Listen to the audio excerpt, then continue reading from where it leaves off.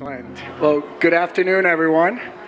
And we're here to talk about technology and the SDGs. And we are honored to have Megan Smith, the CTO of the Office of Science and Technology with the State Department with us to talk to us. And, I'm sorry? Oh, sorry, I'm in the White House. That's it. Oh, okay, the White House.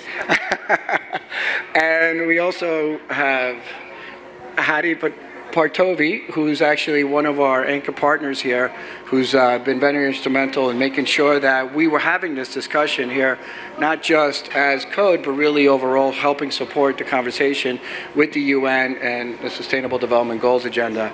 So we want to kick it off and really talk about, why is coding and computer science so important? Why is that important in development? And I think we'll let Hadi take over on that one, please. Sure, thank you, Sergio. And first, I also wanted to thank the UN for hosting Code.org and Made with Code here today for our activities here, teaching a whole bunch of the dignitaries and visiting delegates to do their first few lines of coding. The reason computer science is important these days is because our entire world is being changed by technology. Everywhere you look, every industry, every field of science is being disrupted and reinvented and reimagined with computer software at the core of it. But most of us never learned this stuff ourselves. Most of us, as we grew up, we learned biology and chemistry and physics and the sciences that were in school. When we were growing up, computer science is relatively new. But for today's children, for today's youth, if you look ahead to what the world that they're going to be growing up in is going to need, whether it's economic development, opportunity, the ability to help others, inventions are all going to be intertwined with software. And it's important for every child to get the just basic foundation in that. Thank you. What are your thoughts on that? Yeah, it's interesting because Hadi, you just mentioned biology. It's a great example because we don't intend all children to become biologists, but we would like everybody to take biology, usually in 9th grade or whatever your curriculum is, because that's a fundamental thing to understand about yourself, about your environment, and understanding kind of the basics. And really coding and computer science and computational thinking are really 21st century basics. The effect, as you said, on even in sort of thinking about journalism, and communications and how we interact with each other, the effect on science, the effect on all of our companies, all of our organizations. There's so much opportunity. We have a colleague in Silicon Valley named Mark Andreessen who had come up with the first web browser for Netscape with Mosaic, and he always says, software eats the world. And if we think of all of the incredible Sustainable Development Goals, it's really kind of in the 17th, how we're going to collaborate and using digital network technologies, using data science, using tech IT, communicating with each other. There's so many solution makers. We're going to have a solution summit here on Wednesday night, I think. And so, how do we use the network to hear about all the innovators and what they're doing and collaborate and share? And so these digital technologies can facilitate as much as solve problems, et cetera. It's a really important part of the basic education of all people. And it's exciting that we're here. Thank you, Hadi, for your support to have everyone try it a little bit, everybody here at the UN. And our young people who are teaching, which is terrific. We have some wonderful high school young women here who are helping teach, which is great. So today we had the Deputy Secretary General here earlier today and the new President of the General Assembly, Peter Thompson from Fiji. And it was one of the really, really most interesting things that came out from both of them was the element of education. Right, as you just mentioned, it's not about being a biologist, right, but learning about biology, right, because then you sort of evolve from there. And one of the things that, we'd love for you to share with the audience is, can our educational system, whether here or abroad, embrace this new field, right, where from science, technology, STEM, STEAM, and, how do schools teach it? How do we look at embracing it? And, you've taken on a challenge of really embracing it, creating a foundation around it. But, sort of when you look at the SDGs, we have 15 years, to get this together, right? How do we start to look at it from government, educational, a foundation, innovation? I'd love to hear from you first. Sure. And when you mention STEM, STEM stands for science, technology, engineering, and math. The science and math part of STEM are taught in every school. You can't, in this country and in most of the developed countries of the world, you can't find a school that doesn't teach math or science.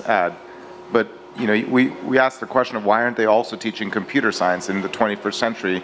That's just something that needs to be integrated. It's a new field, but it takes some time to get it integrated. But eventually, you need to start somewhere. And it's a natural question to ask: can the education system adapt?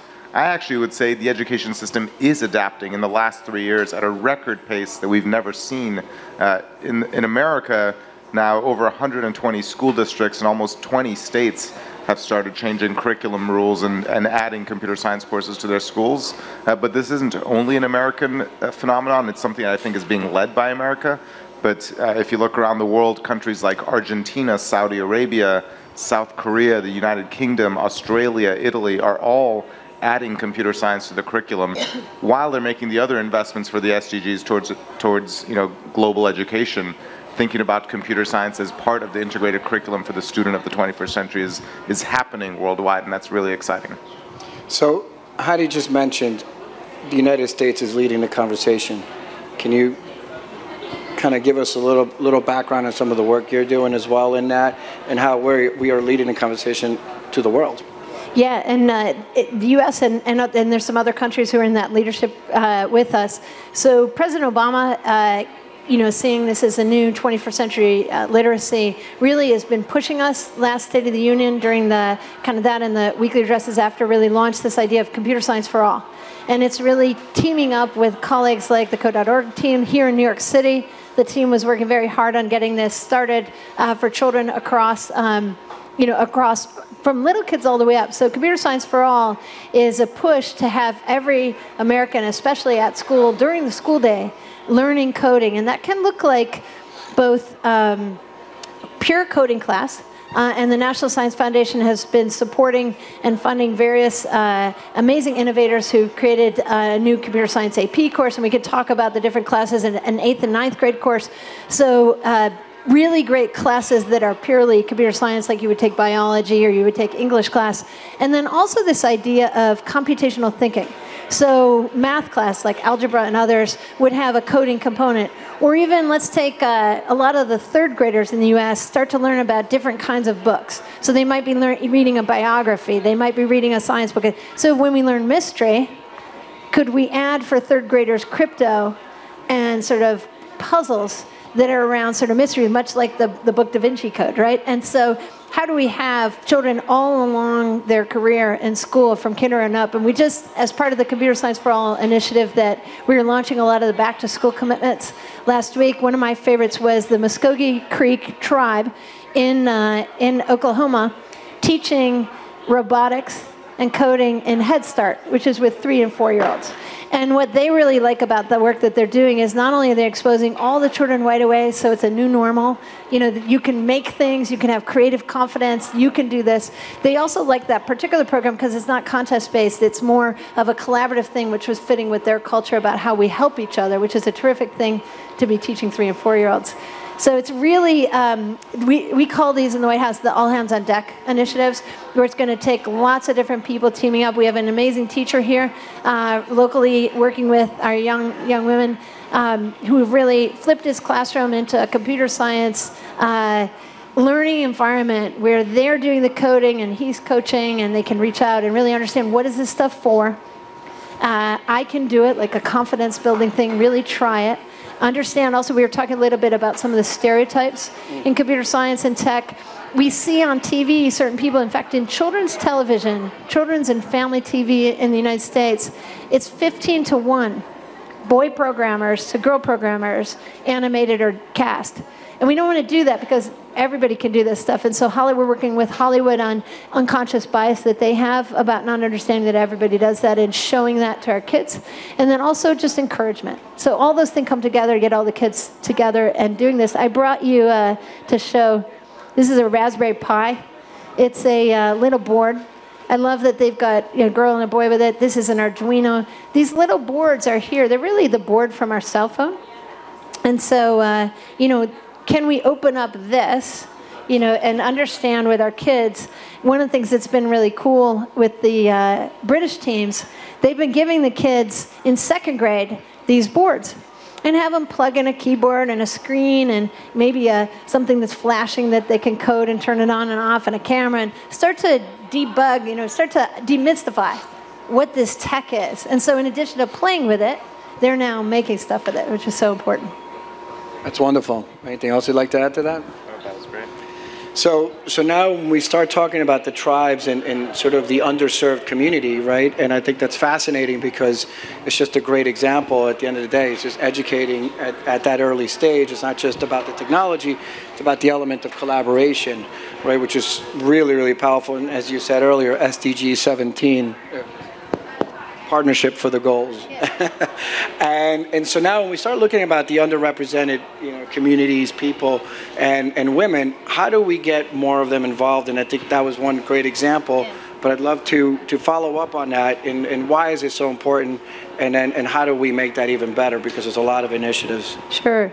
One of the things that's really important around this work is getting everyone into it. The best teams are the most diverse teams. It's just, we have a lot of research now on that from McKinsey and Catalyst and others who are showing that Intel and Dahlberg just put out a report that the United States would add, I think it's $470 to $530 billion to the U.S. economy if we could gender diversify tech. So this is a very huge opportunity for every country, for our world, to bring everybody into this kind of creative confidence and solution making on the things that they're passionate about. The diversity of a team really, sometimes it's more uncomfortable. People aren't always used to working with each other in ways we have a lot of history to overcome as humanity. We've got our justice, equality, gender equality, many different challenges in the goals, and really making diverse teams. Sometimes in tech, our colleagues say, how am I going to find some women, people of color, how am I going to hire them? We just say, the best way to find women and people of color, the best way to hire them is to hire them. So, go find the people and do that. And by doing computer science for all and tech and pulling people into it on the things that they're passionate about solving, some people on the planet are very passionate about making cars drive themselves or about robotics, and those people are doing that work and they should go, keep going. And what about these other challenges in the data science that we could do, for our oceans, collaboration we could do, just brilliant solutions we could get up to. And my favorite thing, which Hadi does a lot, is we look out in the world for who's already got great solutions going on and help them accelerate that work, almost like a venture capitalist does in the commercial space. How do you sort of venture catalyze? And what a great group, but the UN leadership, to really reach out and make that happen through all kinds of mechanisms. No, it's great. And Hadi, obviously, you're an example here with this partnership and really, made with code and all the young women here and really showcasing, as I said earlier, the PGA was just thrilled. He was sitting in a computer. They had to pull him away. We literally had to stop him halfway and say, you have to go because you got to go back into the General Assembly. I mean, he was just so thrilled. And I think that I'd love to hear your take and the importance of living it. But if you could please share with everyone. Sure, yeah. We all, I think, have grown up with stereotypes about computer science and these types of skills being limited, according to our stereotypes, to white or Asian males. You see the stereotype of the 18-year-old nerdy boy in a dark basement with an energy drink and a Star Wars poster on the wall, and that's just what you assume, that if somebody's going to be great at computer stuff, that's the image you imagine. And our goal is to basically shatter that stereotype and show that it doesn't matter what background you come from. Our campaign called the Hour of Code has now reached 100 million students worldwide. That's 1 out of every 10 students in the entire world having tried at least 1 hour of coding, and half of them are women. And the Made with Code campaign also has had millions of girls with a focus on teenage girls give it a shot to basically show that this is not something that's limited based on your color or your gender or your background. And this is very important to me personally. I grew up in Tehran, Iran, and I taught myself coding during the Iran-Iraq war. And now living in the United States, I've had a great career because of that. But then I look and see in a city like New York City, not every school teaches computer science, and it's 30 years later. Meanwhile, in Iran, every high school already teaches basic computer science. Why can't even the United States catch up to the countries that are already teaching this to every child. This is a core 21st century opportunity that should be part of our education system. And I think if we do a good job of this, all the other SDG problems we're working on will come together in a better way. Whether you think about reducing hunger or poverty, healthcare for sure, access to water, all of these things are going to be using technology in some way as part of their solution. That's great, and thank you for touching on that, because I think that one of the other questions and areas that we wanted to dive into was really talking about how do we get global impact out of coding? And both of you mentioned, you talked about the water and the data. You again mentioned healthcare data, and I think that we all get it now in a world driven and understood by a lot of data. How do we evolve that? Right? How do we take that to the next level? And when you start to look at the SDGs, right, we have one of the most incredible agreements ever signed, 193 countries, a framework by which how to help create social impact. So now when you start to think about that is, how do we do this in developing countries? But before we dive into that, I think you made a really interesting comment, which was here in some parts of the US, New York, they're worse off than some of the areas, some other parts in the... When it comes to computer science education, the entire world is a developing country, because most schools worldwide don't teach this. And it's interesting because today there's 16, 17 million programmers in the world. They're a very interesting group of people because they're one of the most sharing collaborative groups, because the majority of programmers use open source. So if you, and we just launched the open source policies for the United States government, and we're working on that, and there's many governments, England, the UK, and others are doing that. If you go to like our top companies, you go to Amazon or Facebook or others, and you ask the engineers there, hey, of the 10 lines of code here that you just were writing, what portion of them did you write? And it turns out like about 6 of them will have been written by other people. And they will write some more and add to it, and they put it back into sharing repositories in places like GitHub and others. So people are really sharing solutions, and one of the greatest things the president and several other countries started together 5 years ago was the Open Government Partnership. And in the Open Government Partnership, really about government transparency and collaboration, and it has hundreds of civil society organizations in it, and now 70 countries. And so the French team in Paris will be hosting in December the meeting of people who work on best practices and share and accelerate that. And as part of that, there's a hackathon. And during UN Week, later this week, the OGP, the Open Government Partnership team, will be meeting as a steering committee, and there'll be a hackathon here. So we're starting to see a collaboration of that kind, the way the coders are sharing with the digital government teammates. In the United States, we have now the United States Digital Service, 18F, Presidential Innovation Fellows, others. We're using code boot camps. The Social Security Administration is teaching code boot camps for 100 feds. So we're getting coding and tech to be something Americans serving in a tour of duty and capabilities across all of the federal government. In the US, we see state and local here with Code for America, and other colleagues here in New York City. Mayor Bloomberg led a lot of this work. So it's coming into every sector, and it's so exciting to see the UN hosting you all and beginning to accelerate its stuff through this and through partnerships like the Open Government Partnership. So where do you see this, jumping off from that, where do you see, like, especially the work that you're doing, and the next 15 years, now 14 years left, right? This is our 1-year anniversary, this playing into the SDGs? So I think certainly if you think of the education SDG, the goal is to give every child an access to a world-class education. And I believe in the 21st century, you can't have a world-class education if you don't learn some foundational level of computer science. And if you think about that as a worldwide level, if there's 16 million people who have learned software engineering, we have 1 billion students in the world today. We can make a dramatic change in that, and we need to do that because this is the field that is growing the economy, not just in the not just in the developed countries.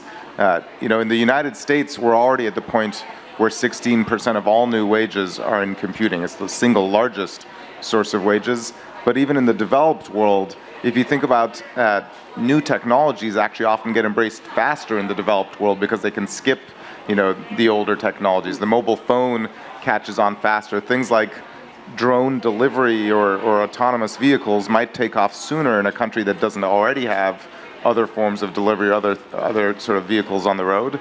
And if you keep that in mind, this is important in every country. What's great is there's a movement happening already, in a sort of a educator-powered movement that has driven this throughout many countries of the world already. So countries like Italy, where the education minister said every single school in the country needs to do the hour of code.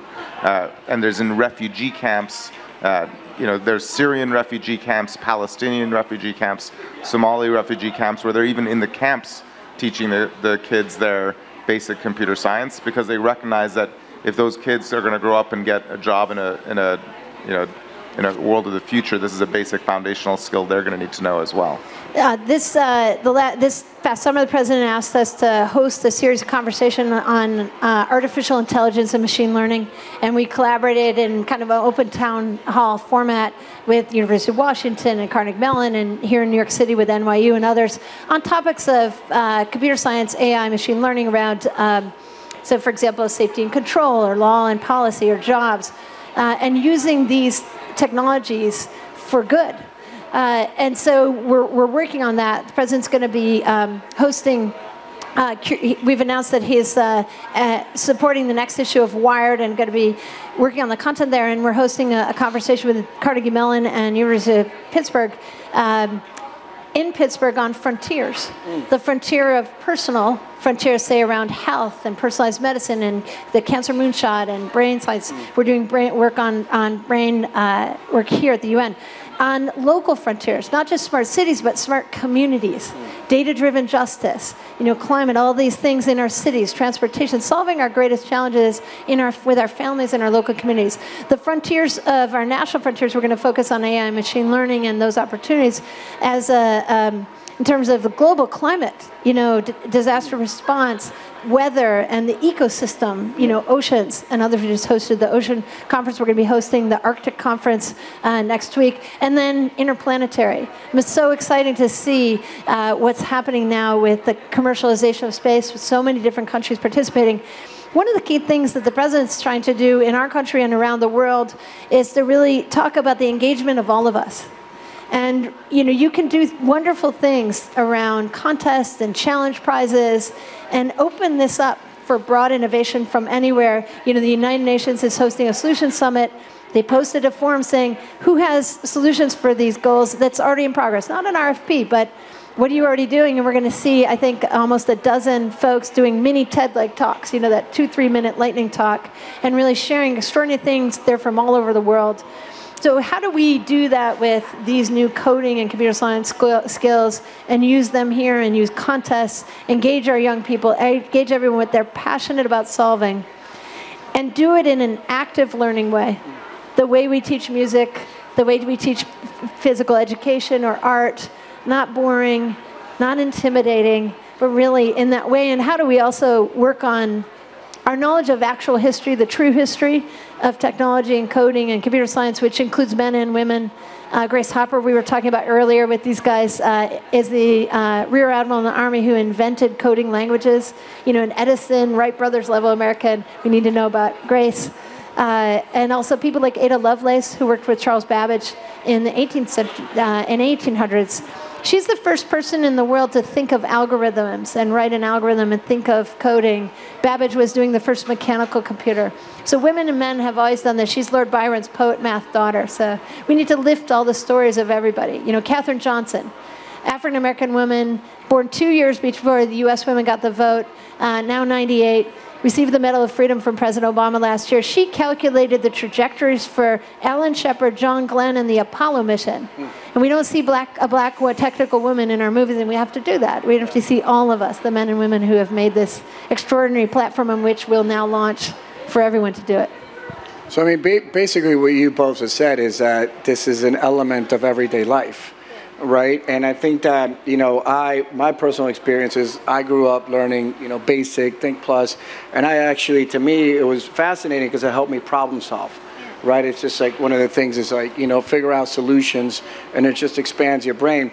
So what are your thoughts on not actually being an element of everyday education? Right, we talked about it earlier, but everything that both of you have said, including every single SDG, every ecosystem from space all the way to how we build things, how we operate, how we evolve, then why isn't this something that is basically the root of everyone's education? Yeah, and that's really what this movement is about. That the STEM components would have science, active learning science, where we discover and then we learn. We kind of do these science fair projects. I came into this world by a mandatory science fair in our high school in Buffalo, New York, near here. We were forced to do it. Lots of kids complained, and we found out it was really fun. And we found out, we got the confidence that we could do it. And we found out what it was for. It was during the energy crisis. President Carter was putting solar panels on the White House, and I wanted to do work on green energy. And so all my projects were in that, and we were encouraged. So those are the keys to pulling any person into this area and helping them do that. So we really want to make that happen, on behalf of all people in the world, that they would have these skills.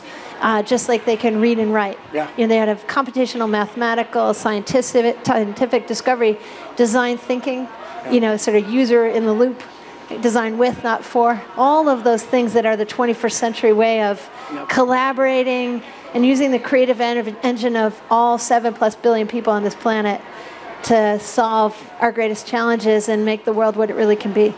It's amazing. Yourself? Yeah, I just wanted to address a question I get all the time. People regularly ask me, since I wear a hat that says code on it, they say, does every student need to learn to code? And the reality is every student doesn't need to become a coder, but everybody in the 21st century needs to understand more than they normally do about how technology works. Kids these days are using Snapchat and Instagram all the time. Do they know how it works? The people fighting malaria in Africa are using mobile phones to track the delivery of mosquito nets. Do they understand how the mobile phones work?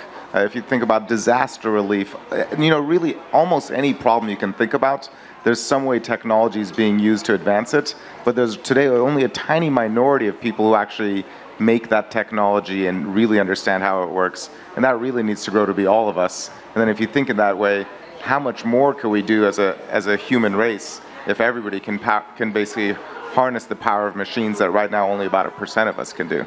And I think that's really the power of humanity if we can get this going. And it's so great to see kind of the way we're approaching, like you're doing with Hour of Code. Just try it, and have some friends help you. We have these weird stereotypes about technical people and not technical people. And sometimes people feel like, oh my God, I'm intimidated. I feel like I'm back in first grade. Someone's going to call me out. And we've been doing that, and that's a cultural mistake. And we really need to harness the talent of everyone. Teach people the way we teach people to learn to speak when they're babies. Whatever it is they're interested in, flow with them. And what's so great is, we've invited world leaders here to just try it and demystify it, understand it's something that's challenging and fun and exciting and very impactful.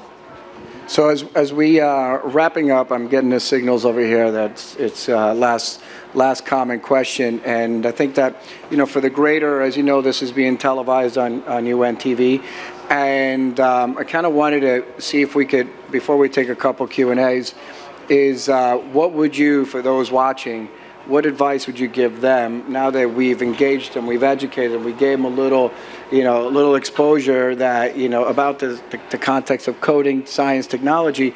What's your recommendation for them if somebody's watching and says, how do I get involved?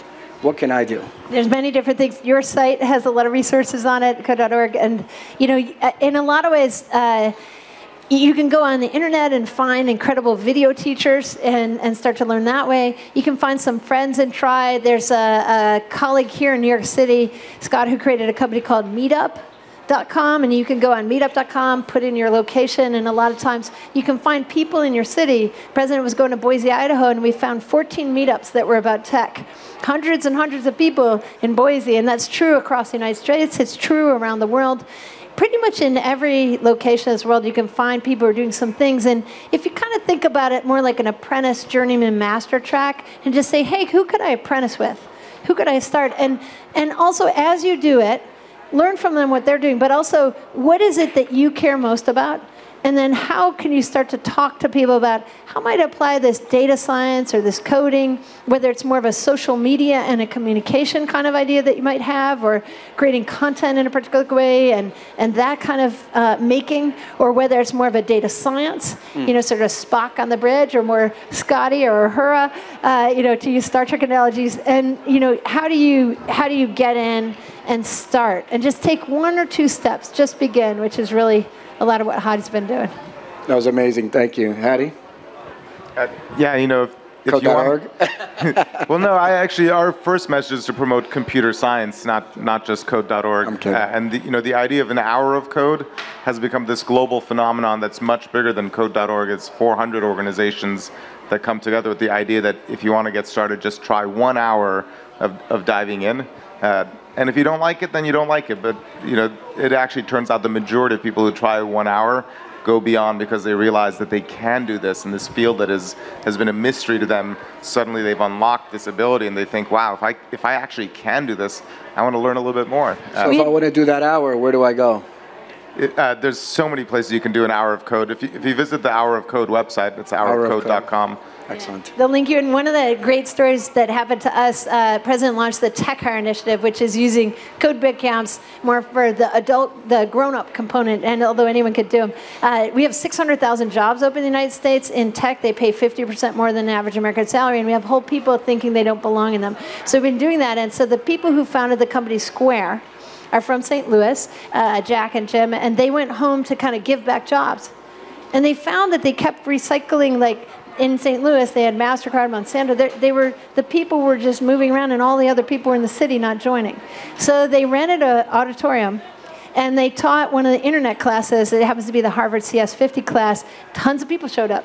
They started doing it around the country, and one of the ones they did in Miami, grandparents, parents, and kids, teenage kids, all showed up to learn. They were packed, many hundred people showed up. So, you can do it with your family, you can do it with your coworkers, you can organize a time during lunch, after work. Just get involved, and I think people will really be surprised by how fun and really how important the work you end up doing will be for each other and for your own lives. That's amazing. Thank you. So get involved. Now, we're going to get a couple of questions. Do we have time for questions? Okay, we got one. Hi, thank you guys very much. Very, very valuable conversation.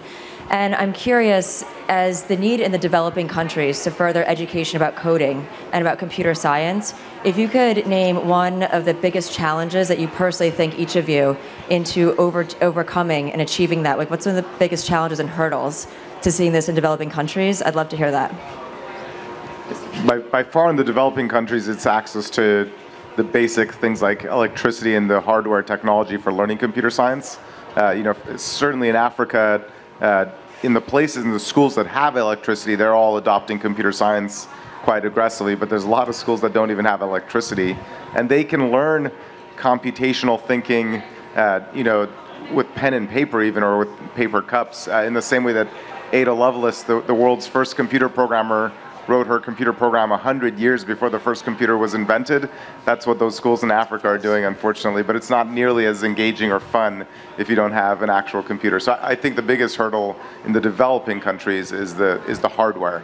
In places that have computers, the hurdle is the lack of teachers who know the field themselves. Yeah, and I've had colleagues in Silicon Valley literally who had learned in other countries by hand, on paper, taught themselves, and were able to enter. So that is a way, it's a hard way.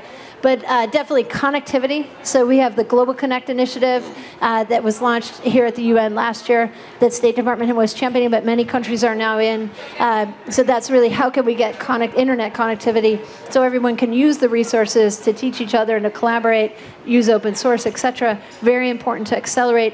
One of the things that really will help there is getting more of those network engineers who have built the global infrastructure for Amazon, Facebook, Verizon, any of the global carriers to actually come in and do a tour of duty in their governments to help with the architecture and the push so that we get this in an inexpensive, fast way.